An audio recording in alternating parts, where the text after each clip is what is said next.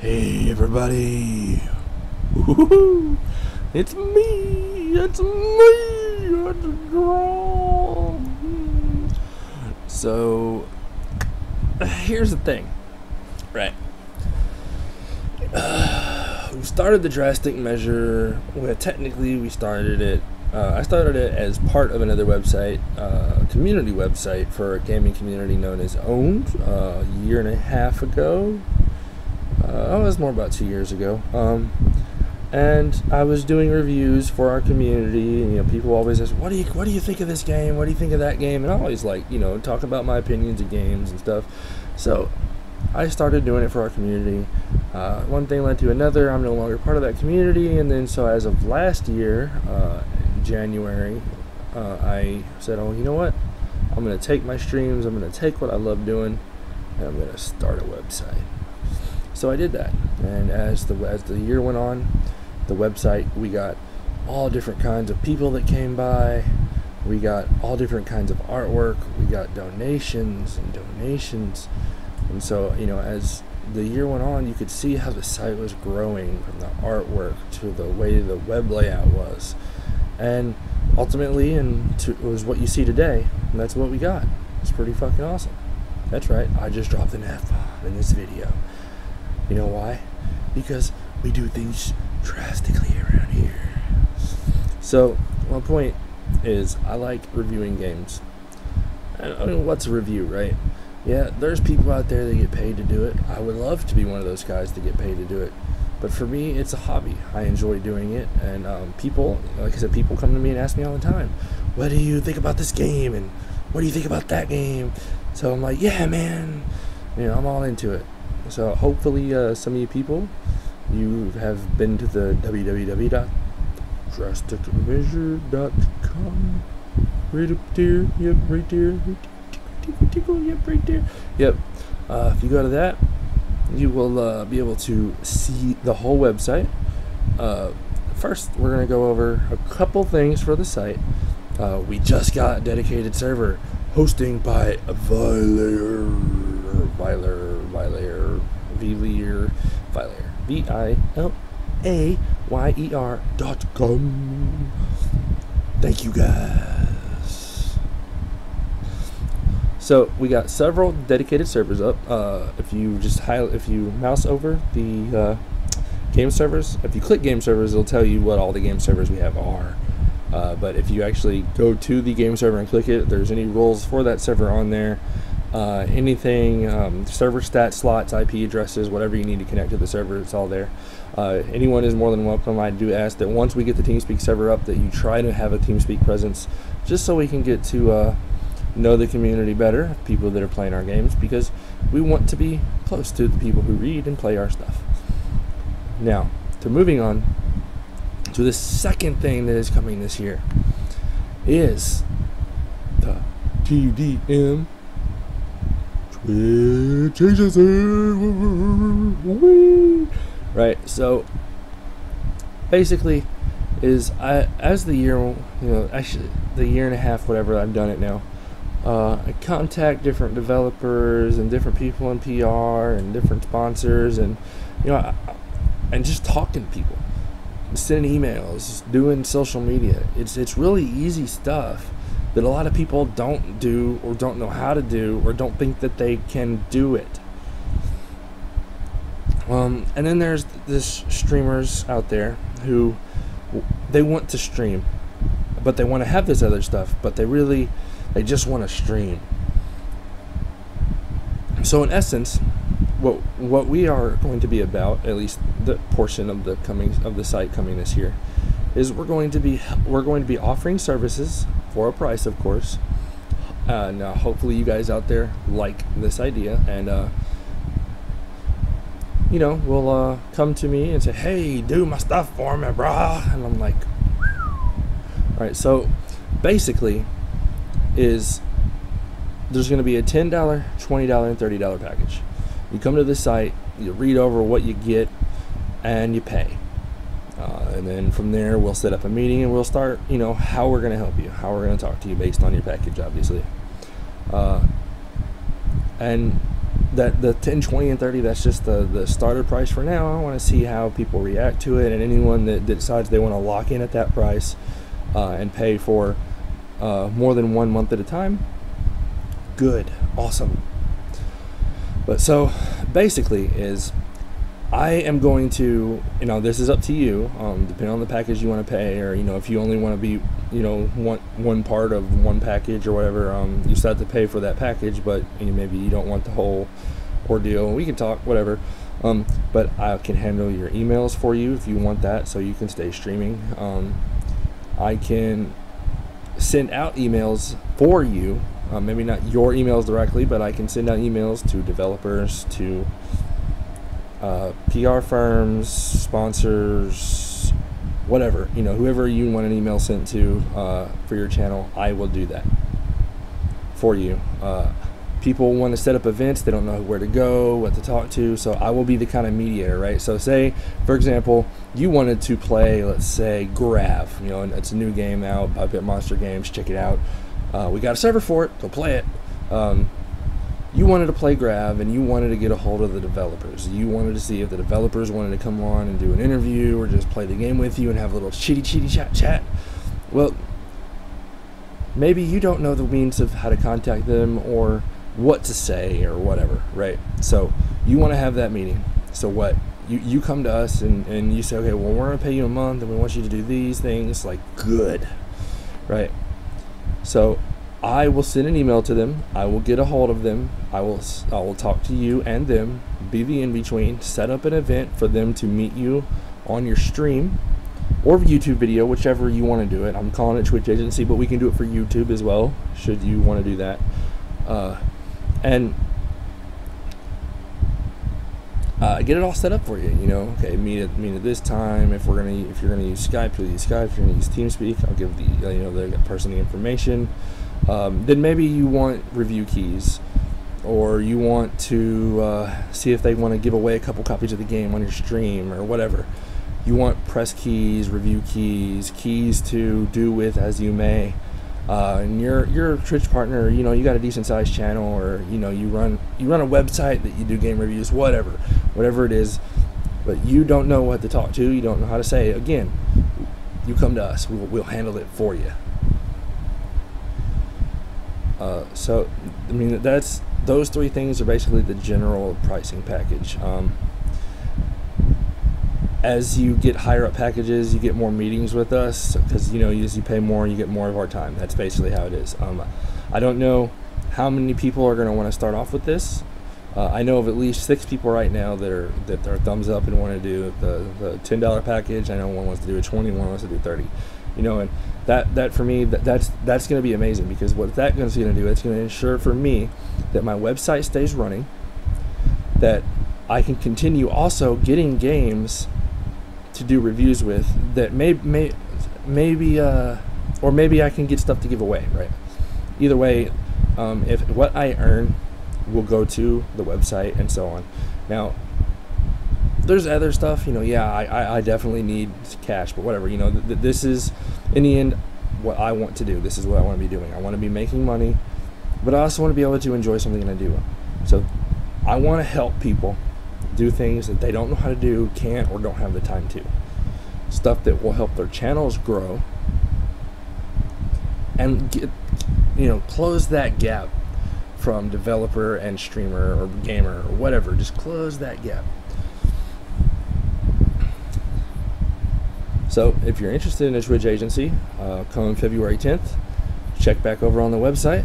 We'll have all the pricing plans up there, and you can pick the one you want, pay it, and we'll go from there. Now, to the main point of this video, gaming of 2014. Overall, we had the 2 new consoles. This was their first full year. Had very few exclusives, and those exclusives were, seemed pretty just mediocre all around. In fact, Nintendo was probably the best console out of them all as far as the games that came out. Whether it was the 3DS or the Wii U, you had the new Smash Brothers game. You had a new Mario game, a new Mario Kart. Yeah, all these badass games that, you know, from people from ages ago that, you know, they've been on the train since the beginning. They got them. But Nintendo pulled through with their quality product that they're known for, with their IPs that made them who they are. That is huge. But I'm not a Nintendo guy. I'm not. If I had a DS or a Wii U, that might be different. I don't have those. Want me to be one? No. I don't really own a console at all anymore. Titanfall came out, and I actually went and sold my PlayStation 3 to get Titanfall. It was a pretty big mistake. Well, I mean, I played Titanfall 40 hours, but when you pay $60 for a game and it's just multiplayer, there's no campaign. There were limited maps. In fact, the only other maps you had to pay even more for. They never added any Titans. They never added any new guns. It was just really and if you wanted any of the other stuff, you had to pay more. You know, you got way less than what you would from Call of Duty or Battlefield, and those also have campaigns on them. They did eventually add a extremely difficult and not very fun survival mode for free, or horde mode, I should say. It wasn't very good either. But I did play 40 hours. I mean, it wasn't like it was terrible, but you know, trading my PS3 in to get Titanfall was a huge mistake, and I wish I hadn't done that. Gee, I wish I had a PlayStation 3. I have not owned an Xbox 360 since 6 years ago. I think that's right. Yeah, no, 2008. I haven't had one since 2008. But my buddy of mine, and he does some streams, and he plays. He helps with the site sometimes. He'll come over and play secretary. You know, he'll go through my templates and send emails for me. But you know, he's a big console gamer, so he brought. I went and we went to the midnight release of a couple different games. One being Destiny. Destiny was, I think, a game that got overhyped way too much, and as an MMO, it was an awful game. But if you were to, if it was an MMO, you take the fact out that if you take it out that it's not an MMO, and a lot of people argue that it's not, but it is. It's an MMO. If you take away the MMO, then you have a decent RPG, online RPG, right? Just say online RPG. You don't have the extreme shorts of content. You beat the story of the game in a very short amount of time, and you could get the max level really quickly. Like my friend did everything and had everything there was from the launch of the game within under a week. And that's an MMO. You shouldn't be able to do that in an MMO. So the game, to me, wasn't ready content-wise to be released. Gameplay-wise, the game was pretty fun, except for the part I noticed that you basically there's like maybe 8 mobs in the whole game, and you fight them over and over and over. Sometimes you're just doing generic survival missions or an escort, and that's it. So that got pretty boring doing that. But the fruit, the meat of the game, the actual gameplay was fun.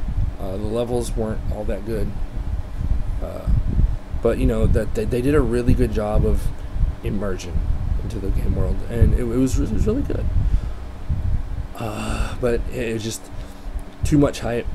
Ended up, I think, hurting that game in the end. There was the Master Chief Collection, or whatever it was. That one, I think a lot of people were super excited for the full Halo, and they basically just had shit thrown at them. And then there was, there's games like Sunset Overdrive, mediocre, and it had some cool ideas behind it, but it seemed like everything they showed in the trailers for the games was like overhyped. You know, like basically this is the game, and once you see that, is you really don't have anything else to be excited for. They did have some decent design ideas that they were pushing through, and you know, if they were to carry some of them over into other games, you could, you know, I could see the gaming industry going in a lot of cool new places. Basically, if you're to go to look at Metacritic, and I look at Metacritic not to decide whether or not I'm going to buy a game, but if you really look at Metacritic, you can kind of see the trend among games and gamers. And you know, looking through here now, I see the top. Let's say that I'm going to say the top 5 games throughout the year.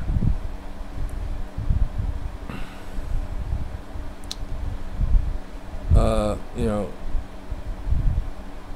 well, this is the top 5 games recently, okay? For PC, Binding of Isaac Rebirth, indie game, 89.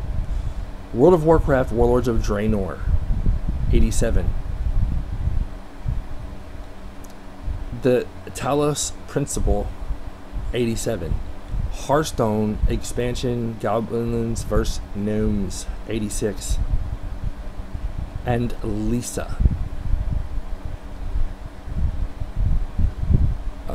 You know, so let me, just that alone, okay, so you have those games, okay, those games get higher scores.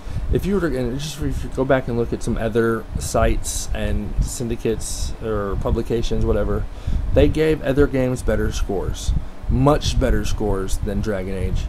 But Dragon Age wins Game of the Year. How does that work? Please explain to me how, if a game is ranked higher, and that is you saying it's better.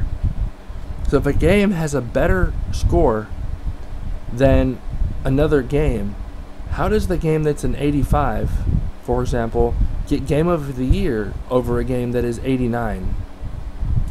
Doesn't make sense to me. I mean, maybe someone doesn't do math. Math is hard, okay? Let's see, PlayStation 4, you have Grand Theft Auto 5 as number 1 at a 97, Dragon Age Inquisition number 2 at an 89, Binding of Isaac Rebirth number 3 at an 88, Geometry Wars 3 at number 4, and Far Cry 4 is number 5 for the PlayStation 4. Now, let's see, I'm going to just go look to all releases for this and go Metascore, right? Just to generalize, okay, so PlayStation 4 all releases is Grand Theft Auto 5, and these all came out this year, I'm pretty sure, except for one. Grand Theft Auto 5, The Last of Us Remastered, Flower, Diablo 3 Ultimate Edition, and Rayman Legends. 2 of those games were games that got released later that were on other consoles that they released later. Remastered, I really would never give a remastered game a Game of the Year award. The fact that there's an indie game on the top 5 on almost every single one of these is impressive, and it tells you a lot about how the gaming industry is turning out. And it's you're getting these millions of dollars put into these AAA titles, and they're full of bugs. Their content isn't very good anymore. It's just upsetting.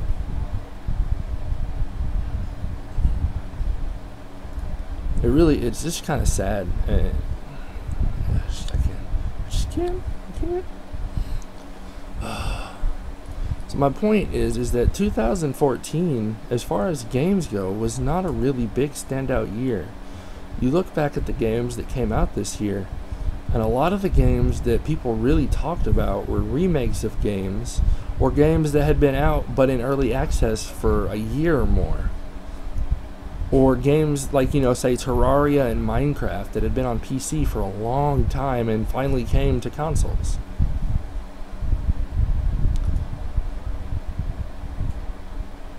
It's just... And then you look at Nintendo. They had Super Smash Bros. For Wii U at a 92, Bayonetta 2 at a 91, Mario Kart 8 was at 87 or 90. Bayonetta 1 was at like an 86. Shovel Knight all around is one of the best games across all of the systems it was on. But I don't think I saw anywhere really from the big places that where Shovel Knight won any huge awards, and that's kind of sad. And to me, it says that those places aren't truthful to their readers. And I know that a lot of gamers are AAA, AAA, AAA, AAA, but that's starting to not be the case anymore. They're starting to put way more indie games onto the consoles now, and a lot of the indie games are just getting more time put into them. They're nowhere near as the amount of budget, but they come out better. Go figure that. And they're less people. And sometimes they only take 2 to 3 months or a year to make. I mean, sure, some of them take 5 or 6 years, and it's just one person. People have watched Indie Game, the movie. But not every indie game is like that. Yeah, there are a lot.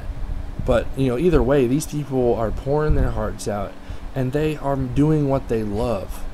Can you believe that when I was in school, one of my teachers, my design teachers, actually told me, don't make a game for you. Make a game for the gamers. Here's the issue I have with that. If I'm making a game for them, great. I want everyone to play the game if I'm making it. But if I'm making it for myself, I'm going to put more passion into that than anything else. Because I want to play it. I want you to play it, and I want you to go, damn, that's better than sex.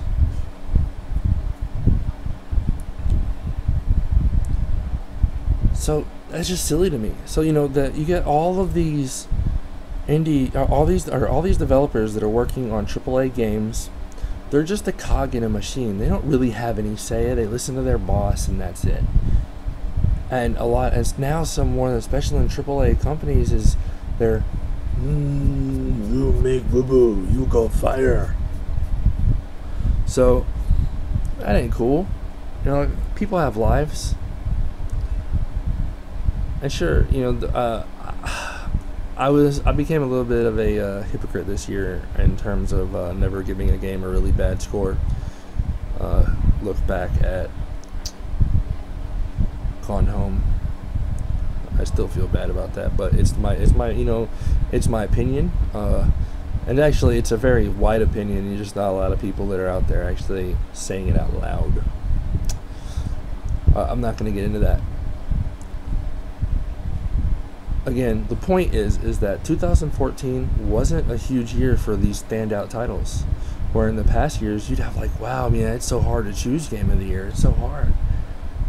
And I was so sure that Dragon Age Inquisition was going to be amazing. And it won a lot of awards for other people. But for me, as a fan of Dragon Age 1 and Dragon Age 2, it let me down. And Dragon Age just can't be my favorite game series anymore. It just can't. To me, they tried too much to be Skyrim and tried the hype of Skyrim and the whatever. They just killed my game. It didn't feel like Dragon Age. The worlds were so large, you get lost in them. I mean, an actual like. There's different kinds of lost. There's like ooh and there's the and it was more with a little bit of drool, So I'm not a big fan of Dragon Age Inquisition, which is super upsetting. And on top of that, I don't like. My friends got the game so they could play multiplayer with me, and we can't connect to each other. We've tried over and over and over and over and over again, and we can't play the game together. So I'm never gonna fully play the single player because it's so boring, and it makes me very sad. But, I'm lost for words. And I can't play the multiplayer with my friends because whatever, like, why does it have to be hosted client side? And then there was South Park: The Stick of Truth. Easiest for me is if I can play a game through sitting start to finish in one sitting, that game to me is a great game. Yeah, I mean, it was 15 hours, and I streamed it all the way through, and I loved it. If I pick up a game and I play it a couple hours here and there, it's like, oh, well, this ain't bad. But then if I step away from it and my mind really gets going, I don't go back to it. And it's because deep down there's somewhere that I really don't like in this game, or that it's not keeping me drawn in. And there were no other really games aside from South Park: The Stick of Truth and one other game that kept me through. I'm talking, yeah, there's some games that I played a lot of that came out this year, but South Park: The Stick of Truth, I would love to see a sequel to that. So I'm gonna go through my top 5 games of this of 2014, and then the game of the year will be number 1 for the Drastik Measure. So just bear with me here. I will say that, I mean, there were a lot of games that came out this year, a lot of games that had a ton of potential. It's just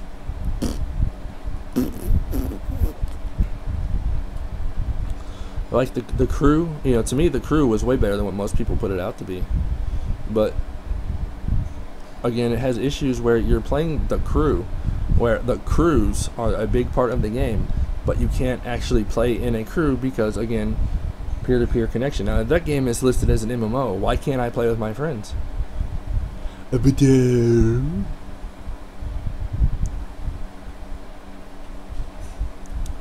So, number 5 would be Lords of the Fallen.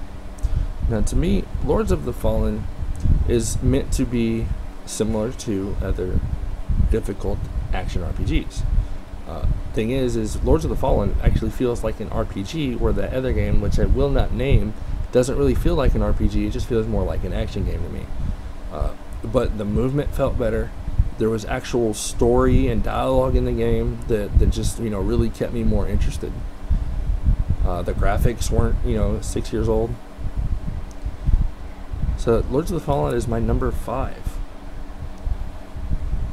Number 4. Number 4 is an indie game known as Death Skid Marks. The guy that makes it is a really cool dude, and I've had a lot of conversations with him about the game. It is a roguelike game similar to that of FTL. If you guys haven't played that, you should check it out. But Death Skid Marks is really, really good, and a lot of people don't even know about it. And I feel like if you were to actually get the game and play it, you would love it. There's some sick humor in there and some dark humor, which I love. But definitely check that game out. It is very worth the money. Number 3 would have to be Tales from the Borderlands.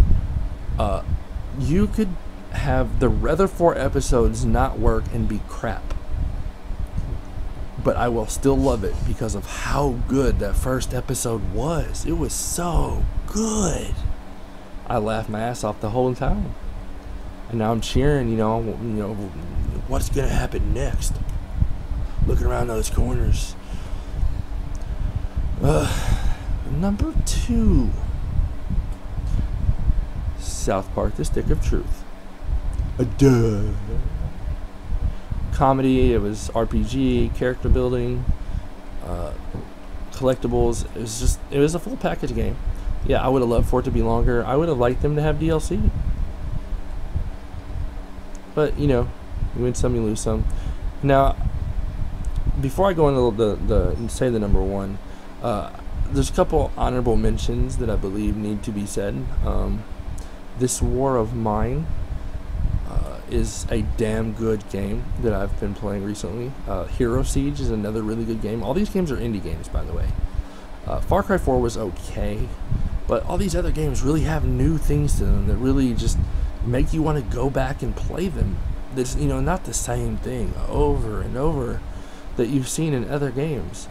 They managed to take stuff from other games, sure, but they managed to make something new out of it. And that is very important, because you can only do so much of the exact same thing until you get bored of it.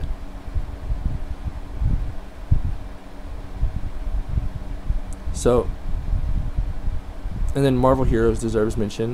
Marvel Heroes 2015, they came out of beta. It's probably my second most played game of the year. My first would definitely be Arma 3. Shouts for that go to City Life 3 and the developer Armatech on that mod. He's an awesome dude.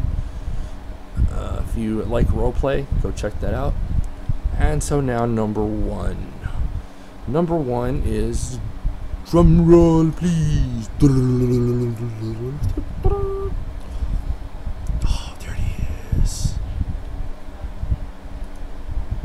Shovel Knight! Woo, yeah, woo! Shovel Knight is a Metroidvania 2D game, action platformer, RPG elements. Really good, really good. A super addictive, difficult game. You die over and over again, but you're like, no, I gotta keep going. I'm gonna get it. And you're gonna die, and you're like, I'm gonna get it. And you're gonna die, and I'm gonna get it. And you're gonna die, and I'm gonna get it. It has a pretty funny story. There's some funny stuff that happens into it. The action is intense. There's good hidden secrets and puzzles. It's a full package, and it's an indie game. And the price is just so good. A New Game Plus and over. It's a game. It got high scores all around, and these other games got lower scores than them. But you didn't really get a lot of stuff for Shovel Knight. So Shovel Knight is the DrastikMeasure.com game of the year. Thank you guys for watching. Hopefully 2015 will be a much better year for games. If you guys like the videos, if you guys like the website, feel free to comment. Let us know what you think, how we can better ourselves. Cohen and Lazarus, a big props to you guys for helping out so much, from posting reviews. You even helped me re-up the site. Awesome guys. Lalinia, he's helped me a bit here and there, and finally has some reviews coming up. Daddy Funktastic, you've helped quite a bit as well. Streamline Theory, you did the art for me. Awesome job. Vilair, thank you for the sponsorship. Awesome guys. You guys don't forget to check out the servers. I'm Dral. See you in the future.